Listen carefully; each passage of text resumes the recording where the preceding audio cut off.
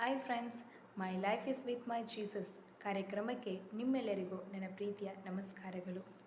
ನನ್ನ ಲೈಫಲ್ಲಿ ಎಷ್ಟು ಸಂಪಾದನೆ ಮಾಡಿದರೂ ನನಗೆ ನೆಮ್ಮದಿ ಸಿಗುತ್ತಿಲ್ಲ.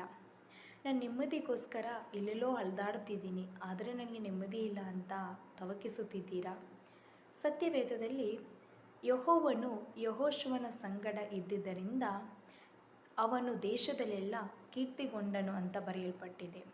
ಯೆಹೋವನು ಯೇಸುಕ್ರಿಸ್ತರು ಯೆಹೋಶುವನ ಜೊತೆಯಲ್ಲಿ ಇದ್ದುದರಿಂದ ಆ ಯೆಹೋಶುವನು ಆ ದೇಶದಲ್ಲಿ ಒಂದು ಒಳ್ಳೆಯ ನಾಯಕನಾಗಿ, ಒಂದು ನೀತಿವಂತನಾಗಿ, ಒಂದು ಆಶೀರ್ವಾದ ಪಟ್ಟ ಮನುಷ್ಯನಾಗಿ ಜೀವಿಸಲು ಸಾಧ್ಯವಾಯಿತು.